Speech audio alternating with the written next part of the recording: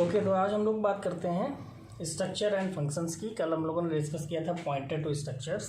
ठीक है, तो जैसे नॉर्मली हम लोग फंक्शन में आर्गुमेंट्स को पास करते हैं, तो वैसे हम लोग स्ट्रक्चर को भी एज ए आर्गुमेंट फंक्शन में पास कर सकते हैं। सिमिलरली जैसे फंक्शन हमारा आर्गुमेंट रिटर्न करता है या वेरिएबल को रिटर्न करता है, इन द सेम वे हम लोग स्ट्रक्चर को भी फंक्शन में रिटर्न कर सकते हैं। तो देखते हैं दोनों के तीन केस होते हैं। Maybe passed as argument. Structure को आप एज आर्गुमेंट तीन तरीके से पास कर सकते हैं। इंडिविजुअल स्ट्रक्चर मेंबर को पास कर सकते हैं, स्ट्रक्चर वेरिएबल जो आप क्रिएट करेंगे उसको पास कर सकते हैं, या स्ट्रक्चर पॉइंटर जो आप बनाएंगे उसको आप पास कर सकते हैं। ठीक, similarly function can return, function क्या क्या रिटर्न कर सकता है, स्ट्रक्चर मेंबर को रिटर्न कर सकता है, स्ट्रक्चर वेरिएबल जो आपने क्रिएट किया उसको रिटर्न कर सकता है, या पॉइंटर टू स्ट्रक्चर को रिटर्न कर सकता है। और फिर इसको हम किसको असाइन करा देंगे, अप्रोप्रिएट स्ट्रक्चर टाइप में इसको हम असाइन करा सकते हैं। ठीक है, तो पहला हम लोग देखते हैं passing structure member as argument कि स्ट्रक्चर मेंबर को हम एज आर्गुमेंट कैसे पास करेंगे। एक एग्जांपल देखते हैं। एक स्टूडेंट स्ट्रक्चर हमने क्रिएट किया है, तीन मेंबर्स हैं, नेम, आईडी एंड मार्क्स। ये देखिए हमने एक फंक्शन बनाया हुआ है, डिस्प्ले नाम का फंक्शन बनाया हुआ है।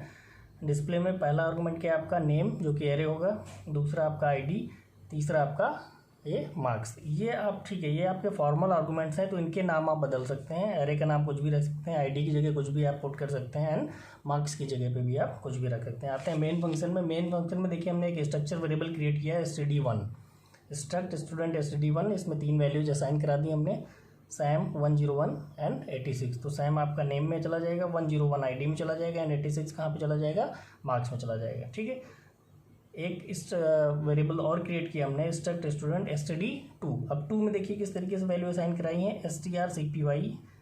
ये हमने स्ट्रिंग फंक्शन का यूज किया हुआ है स्ट्रिंग कॉपी करने के लिए। std2 डॉट नेम कॉमा जो, ये नाम हो गया। std2 dot id 102, std2 dot marks में कितना हमने कर दिया 94। ठीक है, तो ये आप वैसे भी कर सकते थे, इस तरीके भी कर सकते थे, और ऐसे भी आप कर सकते थे कि ब्रैकेट के अंदर आपका ये हो जाता जो, ये हो जाता 102 और ये हो जाता 94। ठीक है, तो इधर दोनों तरीके हमें बताने थे, तो हमने इसको इस तरीके से लिख दिया। आप वैसे भी कर सकते थे। फिर हमने देखिए डिस्प्ले फंक्शन को कॉल किया।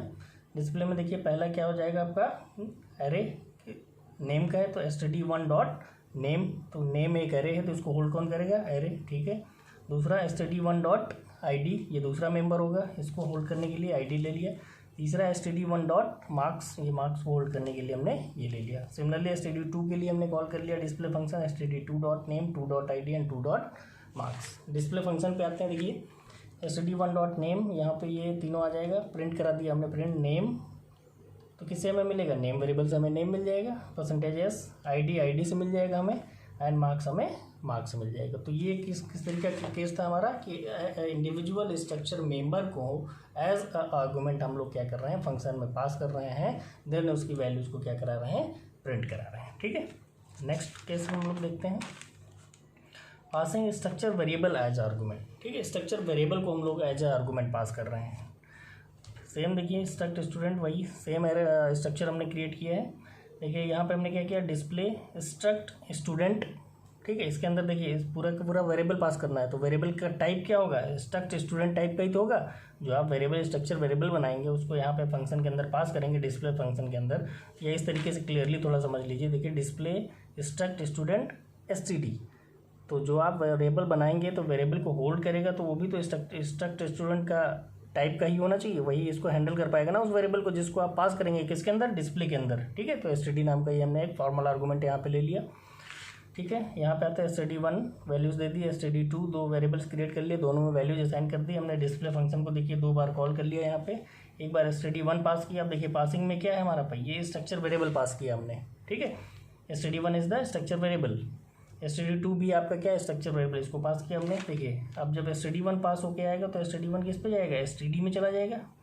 तो होल्ड करने के लिए std का टाइप किस टाइप का होना चाहिए था, std1 का टाइप। तो std1 का टाइप क्या है, स्ट्रक्ट स्टूडेंट, इसीलिए देखिए std का टाइप क्या होगा आपका, स्ट्रक्ट स्टूडेंट। ठीक है, अब इसकी हेल्प से हम प्रिंट करा देंगे पहले इसको, printf नेम। अब देखिए std के थ्रू आपकी प्रिंट होगी, तो std dot name, std dot ID and std dot marks. ठीक, तो नेम हो गया std डॉट नेम, आईडी हो गई आपकी std dot ID, and marks हो गया आपका std डॉट मार्क्स। तो इस तरीके से हम लोग पूरा का पूरा स्ट्रक्चर वेरिएबल जो होगा उसको भी पास कर सकते हैं हम अपने फंक्शन के अंदर। खास बात इसमें क्या है, देखिए जब आप पास कर देखिए जब आपका स्ट्रक्चर वेरिएबल होता है वो आपका एज अ पॉइंटर नहीं काम करता, जैसा कि हमारा एरे में था कि एरे में नेम जो होता है उसका वो क्या काम करता है, एज अ पॉइंटर काम करता है उसके फर्स्ट लोकेशन के लिए, बट स्ट्रक्चर के केस में ऐसा नहीं होता है। तो structure variable as a pointer काम नहीं करता है। तो इस केस में होता है क्या है, जब आप स्ट्रक्चर वेरिएबल को पास करते हैं किसी फंक्शन के अंदर तो पूरे का पूरा जो स्ट्रक्चर आपका होता है उसकी एक कॉपी क्रिएट होती है, कहाँ पे जाके, कॉल्ड फंक्शन में जाके, ठीक है। और उस कॉल्ड फंक्शन में कॉपी क्रिएट होने का मतलब क्या है कि आप अगर वहाँ पे कोई चेंजेस करते हैं, मतलब कॉल बाई वैल्यू वाला केस हो गया ये, तो वहाँ पे अगर आप कोई भी चेंजेस करते हैं कॉल्ड फंक्शन में जाके तो कॉलिंग फंक्शन में उसके स्ट्रक्चर के साइज में कोई भी चेंजेस नहीं होंगे, ठीक है। तो ये बात आप ध्यान रखिएगा, वो हमने लिख भी दिया, when we send the structure variable a copy of whole structure is created inside the called function, only changes made in the any changes made in called function are not visible in the calling function, ठीक है, क्योंकि वहाँ पे हमारी copy create हो रही है, clone create हो रहा है। तो ये बात आप ध्यान रखिएगा स्ट्रक्चर वेरिएबल पासिंग के केस में, ठीक है। थर्ड वाला केस हमारा क्या है, passing pointer to structure as argument. अब देखिए जब कभी भी ऐसा केस हो कि ठीक है, अभी तक कॉल बाई वैल्यू का केस था हमारे पास, जब आप मान लीजिए आपका स्ट्रक्चर का जो साइज़ है वो काफ़ी बड़ा है, तो अगर बहुत बड़ा साइज़ है तो उसको अगर आप पास करते हैं जो स्ट्रक्चर वेरिएबल किसी दूसरे फंक्शन में, तो वहाँ पर उसकी एक कॉपी क्रिएट होगी। कॉपी क्रिएट होने का मतलब क्या हुआ कि ज़्यादा वहाँ पर भी मेमोरी स्पेस आएगा। तो बेहतर सोल्यूशन ये होता है इसका कि हम क्या करें, उसका जो एड्रेस है, उस स्ट्रक्चर वेरिएबल का एड्रेस है उसको हम क्या कर दें, पास कर दें वहाँ पर, ठीक है।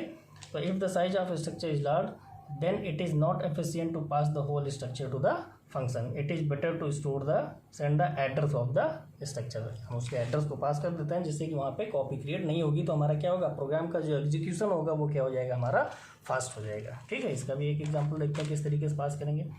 सेम ले लिया हमने, स्ट्रक्ट स्टूडेंट कैर नेम ID, आपका नेम ID एंड मार्क्स, ये 3 मेंबर हो गए। हमने यहाँ पे बनाया डिस्प्ले स्ट्रक्ट स्टूडेंट। अब देखिए वहाँ पे अगर आप एड्रेस पास करेंगे, जो आप स्ट्रक्चर वेरिएबल बनाएंगे उसका एड्रेस पास करेंगे, तो एड्रेस को पास होल्ड करने के लिए क्या होना चाहिए, पॉइंटर होना चाहिए, और पॉइंटर का अगेन टाइप क्या होना चाहिए, वही स्ट्रक्ट स्टूडेंट टाइप का पॉइंटर होना चाहिए, ठीक है। हमने ले लिया स्ट्रिक्ट PTR, यहाँ पे ध्यान दीजिएगा, देखिए strict PTR।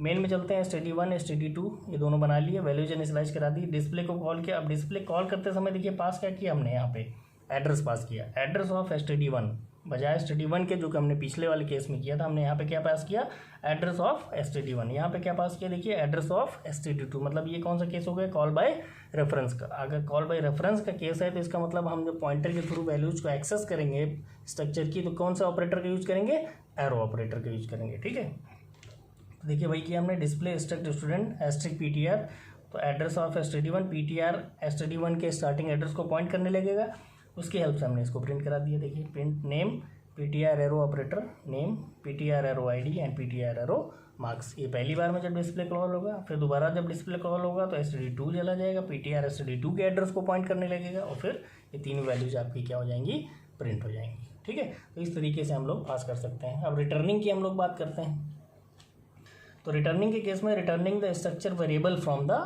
Function, structure variable को हमें फंक्शन से रिटर्न कराना है सपोज करो, तो उसका एक देखते हैं एग्जांपल। सेम वही ले लिया हमने, क्या name ID and marks, display struct student, इसका एक वेरिएबल क्रिएट कर लिया हमने। देखिए डिस्प्ले के अंदर पास किया हुआ स्ट्रक्चर वेरिएबल std हमने फॉर्मल आर्गूमेंट का नाम दे दिया।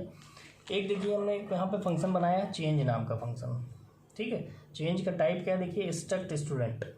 चेंज के अंदर देखिए एक हमने फॉर्म पैरामीटर लिया है, यहाँ पे भी एक std नाम का, तो स्ट्रक्ट स्टूडेंट std, मतलब चेंज के अंदर भी आपका वेरिएबल जो क्रिएट करेंगे स्ट्रक्चर का वही पास किया जाएगा, ठीक। मेन में चलते हैं, देखिए std1 std2 ये दो हमने बना लिए, दोनों की वैल्यूज को इनिशियलाइज कर दिया। फिर हम लोग बात करते हैं, देखिए std1 is equal to change std1, ठीक है। चेंज के अंदर हमने किसको पास किया, std1 को। अब चेंज का देखिए पैरामीटर, इसका प्रोटोटाइप क्या है चेंज का, ये देखिए चेंज के अंदर क्या होगा, std, मतलब स्ट्रक्चर वेरिएबल ही आपका पास होना चाहिए यहाँ पे, तो std1 को हमने पास कर दिया, उसको स्टोर कर यहाँ पे करा दिया वापस std1 में। तो std1 is equal to std1, std2 is equal to change std2। फिर हमने डिस्प्ले के अंदर std1 एंड std2 ये दोनों वेरिएबल्स क्या कर दिए, पास कर दिए, ठीक है। अब देखिए स्ट्रक्ट स्टूडेंट std, इसको हम डिफाइन करते हैं। चेंज वाले को डिफाइन करने में हमने क्या किया, देखिए std1 पास होगा, std की जगह पे आ जाएगा, जब ये वाला फंक्शन कॉल होगा तो इसकी जगह पे क्या आ जाएगा आपका, std1 जो आ जाएगा std में चला जाएगा आपका। हमने क्या किया, std.id is equal to std.id plus 2, उसकी वैल्यू में क्या कर दिया, 2 ऐड कर दिया, std.marks इक्वल टू std.marks -4, और उसके मार्क्स में क्या कर दिया हमने, 4 को माइनस कर दिया। एंड रिटर्न std, देखिए ये वाली चीज़ हम लोग बात कर रहे थे, रिटर्न इन स्ट्रक्चर वेरिएबल, std को क्या कर दिया, रिटर्न कर दिया। तो यहाँ से जब std रिटर्न होगा आपका तो कहाँ पे जाएगा, सीधे रिटर्न होके इस पूरे की जगह पे जाएगा, यहाँ पे रिटर्न std जब यहाँ से रिटर्न होगा तो चेंज std1 इस पूरे की जगह पे क्या जाएगा आपका std, और std किस में असाइन हो जाएगा जाके आपका std1 में। तो मतलब 1 में हमने क्या कर दिया, देखिए std1 की वैल्यूज को हमने क्या कर दिया, मैनिपुलेट कर दिया, चेंज कर दिया। सिमिलरली std2 जब कॉल होगा तो वहाँ पे भी std रिटर्न होगा, std2 इसकी जगह पे जाएगा और वो जाके फाइनली std2 में, तो मतलब वैल्यूज आपकी क्या हो जाएंगी, चेंज हो जाएंगी। फिर हमने डिस्प्ले को कॉल कर लिया, सिमिलरली जैसे पीछे किया था स्ट्रक्चर स्टूडेंट डिस्प्ले std, जब ये कॉल होगा आपका तो क्या होगा, std1 जो होगा, देखिए ये वाला std1 कहाँ पे आ जाएगा,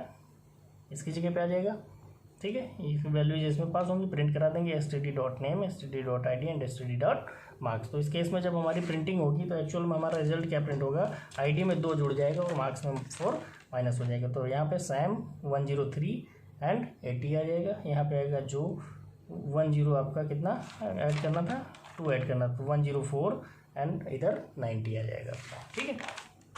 तो ये हमारा केस हो गया स्ट्रक्चर वेरिएबल को रिटर्न करने वाली बात। नेक्स्ट हम लोग देखते हैं returning a pointer to structure from function. Pointer to structure अगर हमें रिटर्न करना है तो उस केस में कैसे करेंगे, देखिए पॉइंटर टू स्ट्रक्चर की बात हो रही है यहाँ पे। सेम स्टूडेंट नाम का स्ट्रक्चर क्रिएट किया हमने, डिस्प्ले को कॉल कर लिया, स्ट्रक्ट स्टूडेंट एस्ट्रिक ptr, देखिए पॉइंटर टू स्ट्रक्चर है, ठीक है। तो उसको होल्ड कौन करेगा, पॉइंटर टाइप का वेरिएबल होल्ड करेगा। तो ये फॉर्मल आर्गूमेंट जो हमने लिखा, देखिए क्या किया हमने, एस्ट्रिक ptr। फिर हमने देखिए एक फंक्शन क्रिएट किया हुआ है struct student asterisk func, argument इसमें कोई नहीं है। मेन में चलते हैं, स्ट्रक्ट स्टूडेंट std1, यहाँ पे वैल्यूज को हमने क्या कर दिया है, इनिशियलाइज करा दिया है, ठीक है। नेक्स्ट इसको आगे हम लोग अभी देखेंगे, बात करेंगे, अभी तो ये इनकम्प्लीट है, इसको हम लोग बाद में डिस्कस कर लेंगे ये वाले केस को, ठीक है। बस बाकी यहाँ तक आप लोग प्रिपेयर कर लीजिए, कल फिर हम लोग इसके आगे की बात करेंगे, ओके।